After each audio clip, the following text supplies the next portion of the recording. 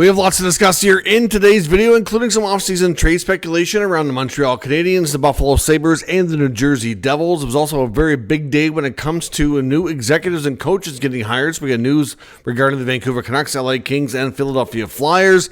Plus, we also have some major playoff recaps to take a look at, including the Toronto Maple Leafs not having a very good game in Game 5 against the Panthers, getting booed off the ice, and jerseys thrown on the ice as well. We'll discuss the meltdown in Toronto and all the other news coming up next. So welcome back to another video here at Top Shelf Hockey. As I mentioned, we have lots to discuss here in today's video. Let's get started first with the NHL playoff action. Of course, last night we saw the Jets go down 3-1 to the Dallas Stars with a 3-1 loss. Certainly, Hellebuyck didn't have as bad of a game, but one or two of those goals he probably should have had. He's being outplayed by Jake Ottinger. There's no doubt. The Jets' offense has struggled. Special teams have not been good for Winnipeg, and they find themselves in quite the hole. Going back into the next game here for Game 5. They're heading back to Winnipeg, where they've been really good all year, but it's going to be a really, really tough mountain to climb and beat this Stars team 3 straight games if they're going to come back. Now, speaking of teams that need to come back, the Toronto Maple Leafs certainly had a terrible home ice performance in Game 5 tonight against the Florida Panthers after dropping the last 2 games in Florida to bring the series to a 2-2 series tie. Leaf fans were certainly hoping their team on home ice would bounce back tonight and give them some hope. Certainly thought that, as the Sportsnet commercials and the rally tells them, Toronto have said the Leafs certainly did not lay it on the line. They certainly did not bring the passion tonight. It was a somewhat embarrassing 6-1 loss, and the one goal they did get comes from Nick Robertson with a minute left and a meaningless point of the game. It was nice to end Bobrovsky's shutout streak that was getting close to it was over 2 full games, because obviously they ended Game 3 with whatever the last goal was. There was a period of time there, all of Game 4, majority of Game 5. So I guess that's a small plus, but at this point, they had been booed off the ice at the end of each period. The building was, I don't know how empty, but there was a good chunk of fans that had left midway through the third period. Some even sooner than that. The boos were raining down. We saw jerseys thrown on the ice. Probably the worst game in the playoffs for sure, maybe all time for Mitch Marner. Marner was absolutely horse crap tonight.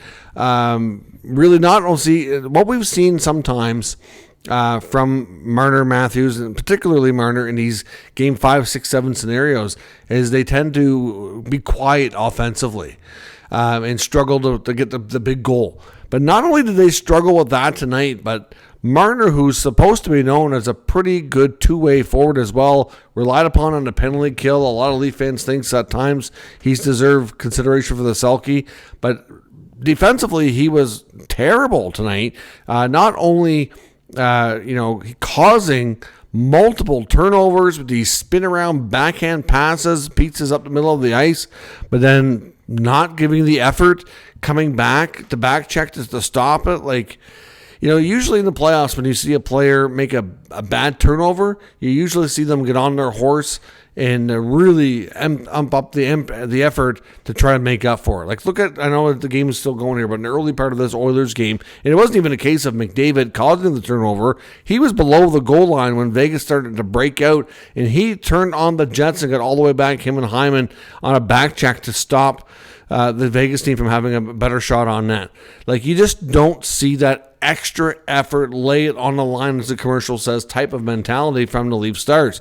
Their secondary players and their depth players, for the most part, haven't been too bad. I know their decor haven't been horrible. They didn't have a great night tonight, but it's not even that. You can't win if your star players don't produce. And when I mean produce, I mean not only producing, but not making dumbass mistakes.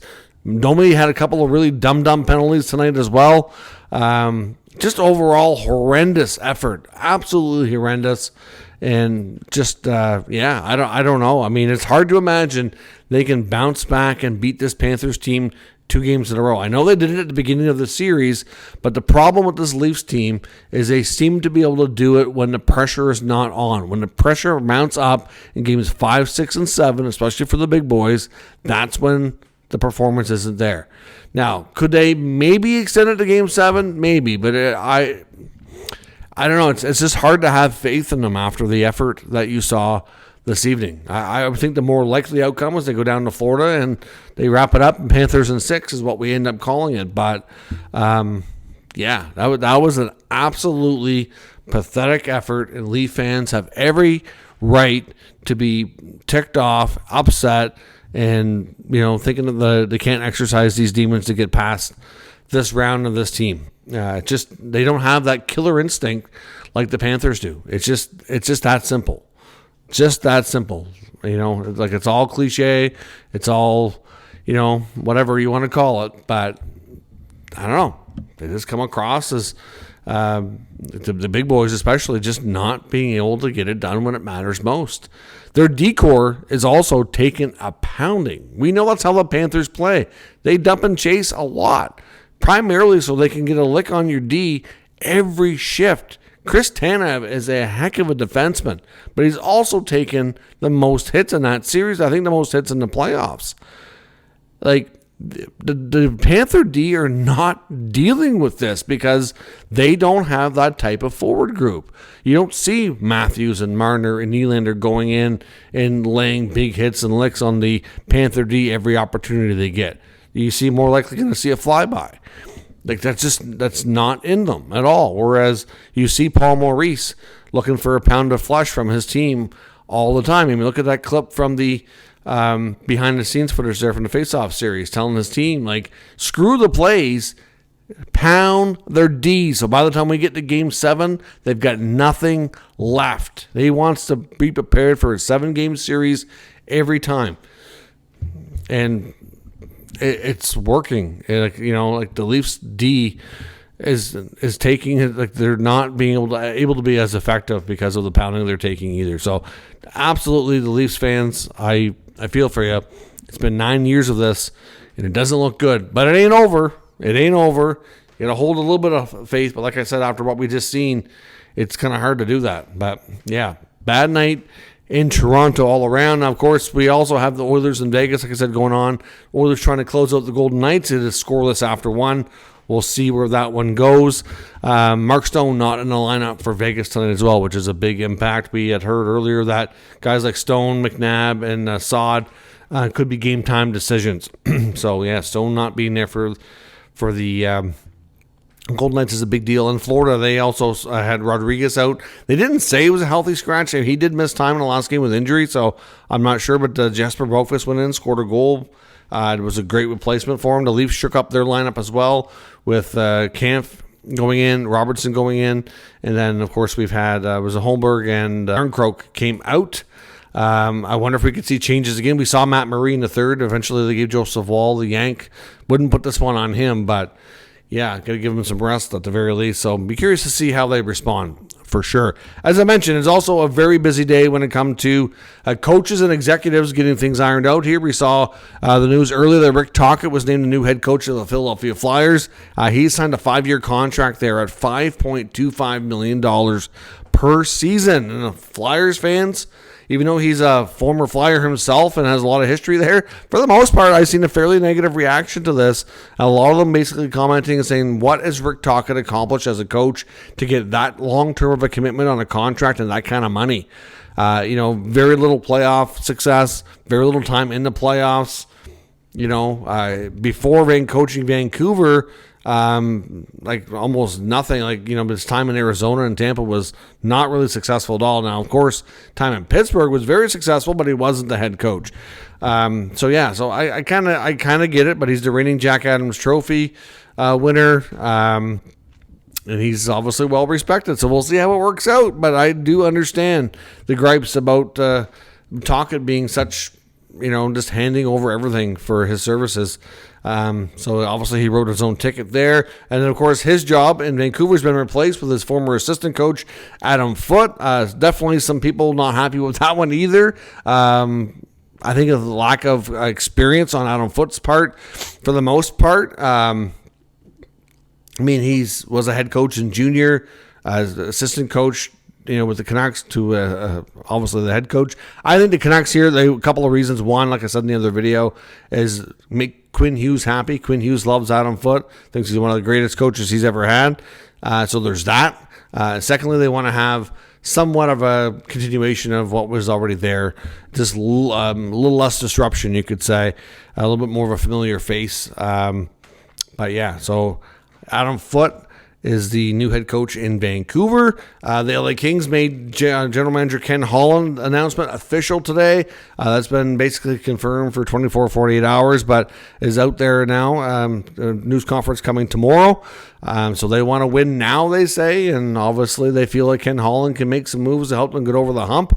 Other words are news out there regarding other vacancies. We're hearing, because obviously there's still 4 teams without a coach. Looking at Boston, Chicago, Seattle, and Pittsburgh. In Pittsburgh, we're hearing some guys like Mitch Love and DJ Smith in the mix. Now, of course, DJ would know Kyle Dubas from their time in Toronto. DJ was an assistant coach with the Maple Leafs before becoming head coach of the Ottawa Senators, and of course is now an assistant coach with the Los Angeles Kings with Jim Hiller, and has been the D coach there. I think DJ's a great person. Obviously saw him up close in his work with the Senators for many years. Lots to like about him as a motivator, he's a really good dude. Players really liked him, but he really didn't teach them enough to make them successful. I don't know that he's a head coach. To me, he comes across as a really good assistant.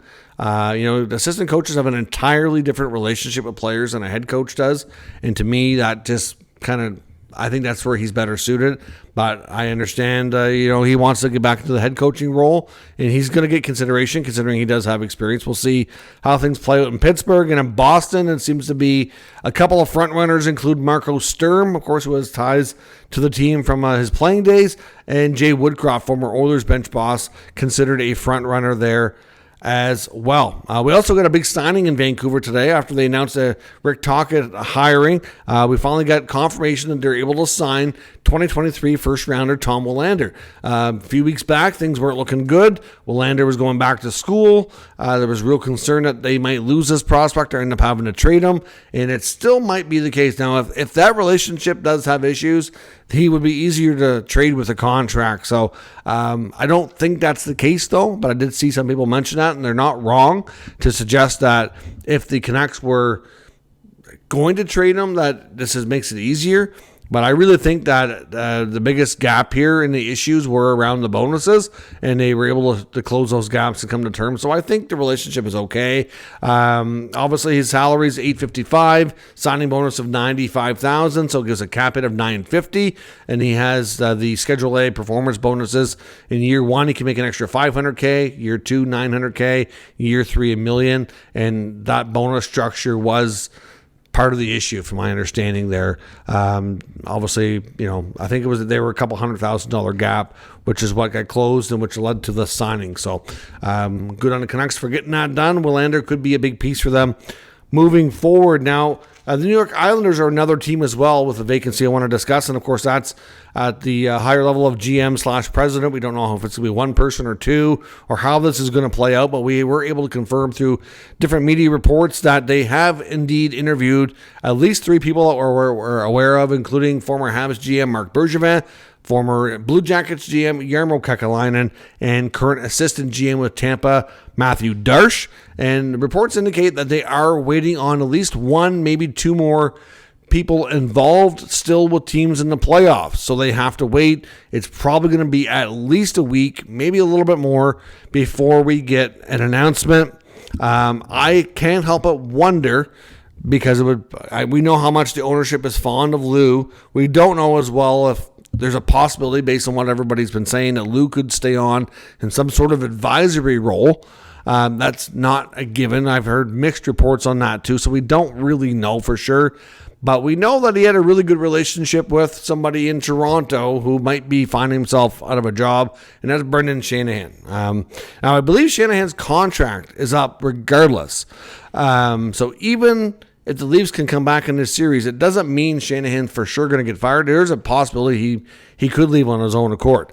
Either way, I think it's reasonable that Brendan Shanahan may find himself available. If they don't get out of the second round, if we know how this terrible losses we started off the video tonight talking about could lead to significant change with Toronto. We've heard it every year. It's been 9 years with this group, with this core group of players. They're all still there. 2 of them are now pending free agents. And we've seen a coaching change. Like Keefe finally got the boot. Babcock got the boot over time. Maybe it's not the coach. I think Ruby's a better coach, and probably the best coach they've had during this era, no doubt. But at some point, the players got to take accountability here too. And obviously, Shanahan is a big part of why they're all still there. There was lots of times before that he would not let any of them be traded. So regardless of what happens, things are not looking good for the Leafs right now, which very well could lead to the departure of Brendan Shanahan either on his own accord or the team's accord once their season comes to a close. So obviously, longtime NHL executive, worked for the league in an executive role. Relationship with Lou, I can't say for sure that he's going to be connected there, but it wouldn't be shocking if he wound up being the new guy there. No, it wouldn't. And if they do go with a two-person role like president GM, maybe he's president and maybe somebody else is GM. It wouldn't be shocking. Knowing that they want to speak to people in the playoffs, to me, that's just a name. That's my own speculation. I don't have anything to back that up. That's just my gut feeling, but we'll see. Especially, we have to wait and see how things play out with Toronto before we can even realistically say what the likelihood is if he's going to be available or not.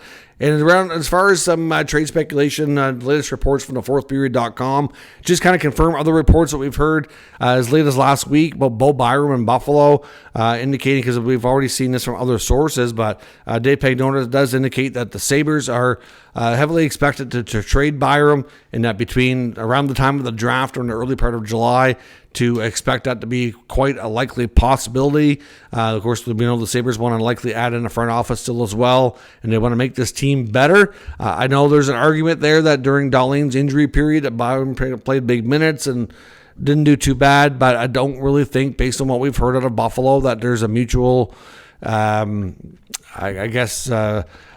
mutual likelihood that we see a long-term deal in place for Byram. It just seems like they feel like they need something different. Now, you can argue that maybe that's a mistake, and maybe it is. It really boils down to who they bring in his place, whatever the trade works out to be. But I think they definitely need to change up the forward group as well. There's some questions about goaltending going forward. They definitely have some holes there that need to be upgraded. So Byram's a good player, needs a contract. He's young, former first-round pick. I just think with the contract situation, what he's looking for, it just sounds to me like that's kind of going to be a piece they use to bring in what they feel is an upgrade. But again, that's going to be tough to do, and time will tell on that one. I expect trades in New Jersey, of course. Pagnotta also touched on the Devils in his latest reports. We heard directly from GM Tom Fitzgerald at their end-of-season media availability, indicating that this team is not good enough. He needs to make changes, and those changes, according to Pagnotta, are most likely going to be a little bit more cosmetic. Expect the bottom six to get reworked for sure. Obviously, some question marks around the backup goaltending spot. Do they bring in? All indications are Jake Allen won't be back, and that they're probably going with one of their young goalies, probably Dawes, in that role next year. But is there a potential change of heart there? That's a question they need to answer. You also need to look at the fact that they've got so many injuries. Obviously, they want to be healthy next year. I do wonder if they were going to make a big splash, would they consider a guy like Dougie Hamilton? He's been hurt long-term multiple times. Is that a guy they move on from? I don't think it's anything imminent, but if they are going to be able to get Quinn Hughes in a year or two, I think maybe that would be the time that you might see a Hamilton trade or move on. But, Palat has not been living up to the contract. Could we see a Palat trade or buyout? A buyout might be a little expensive yet, so that might not happen yet. And I also do wonder about Dawson Mercer. Again, somebody that's not signed long-term, and as much as you think that it probably makes sense for them to keep him, he's kind of been one of those players that's kind of been up and down. Sometimes you think, okay, they couldn't move this guy. He's a great fit long term. And other times you wonder, maybe he'd bring in a good haul. Like, he's still a good young player if they move him. So definitely lots of question marks around New Jersey to watch for moving forward. And there seems to be a big pickup in the media around Montreal lately. A lot of this comes from BPM Sports, but they seem to be pretty fixated on Montreal targeting Mason McTavish. We know that the talk around Montreal from all the connected reporters is that, which really doesn't take rocket science to figure this out. You look at their roster, one of the big glaring holes that they need to address next year is who's going to be your number 2 center. That's a big area that they need to try to get better at. And while there's been tons of rumors about all these different people that they could target, and McTavish is getting a ton of attention, especially after we saw the compensation model come out for the restricted free agents if they were to use an offer sheet. So I know Montreal media is suggesting that they go after McTavish. If they can't work out a trade, maybe they go the offer sheet route, 7 years at 9.2, squeak in there just a little bit below, so they could give up, let's say, 2 first-rounders, a second and a third, so it's 4 picks. But this team has made good on a lot of their first-rounders. They've got a lot of prospects. They could afford to do it. There's no doubt. Like, as far as looking at the future of their prospect pool and draft capital. Like, if there's a team out there that could take the chance, they are it. But is Anaheim going to match that? I mean, I don't think Anaheim is really that anxious to move on from McTavish. They would be crazy to. But I understand the sentiment. McTavish, to me, is going to be a player that is only just scratching the surface here yet. He comes with not only with the high-end skill, but he has that snarl, he has that grit, he has that determination that a lot of these guys you see being successful in the playoffs, that he has that. So when the Ducks get to the point of being a playoff team, I think that's when you're going to see the best of Mason McTavish. So I'm not sure that it makes a ton of sense for Anaheim to move him, although I can understand why teams would want him. And I do think that, I guess maybe if they made a big enough trade offer that maybe that would happen. But to me, on an offer sheet, Anaheim's probably going to want to do what they can to match it. They're not in a super bad cap situation, so it's not like it's one of those predatory things like you saw with the Blues attacking the Oilers last year. So for me, I think an offer sheet's not going to be successful. Unless you're going 11-12, something stupid, and Anaheim's just like, okay, that's crazy. We'll take the 4 first-rounders. I don't see that happening. But a trade offer would be more likely because they could get players from Montreal that could help them today, not in a couple of years' time. Anaheim wants to make the playoffs. They hired Joe Quenneville. They took a big step this year. They want to take another one next year. They're not going to move a player for a future-based prospect or package and get worse. That makes zero sense for Anaheim. Not going to happen. If you can give them a bunch of players that they feel like they make them better, they'll entertain it. I just don't see how Montreal does that, because then you're giving up a lot. And then you fill a hole, but you create other ones. So as much as the idea of Mason McTavish being on the Habs might be really appealing to you, hate to burst your bubble. I don't see it happening, and I just don't see it being realistic. I really don't. But that's my take. Let me know what yours is down in the comments. We'll discuss further. If you're new to the channel, make sure you subscribe and stick around. We'll keep you up to date with all the news, rumors, and analysis of all 32 NHL teams. Thanks for watching. I'll catch you next time.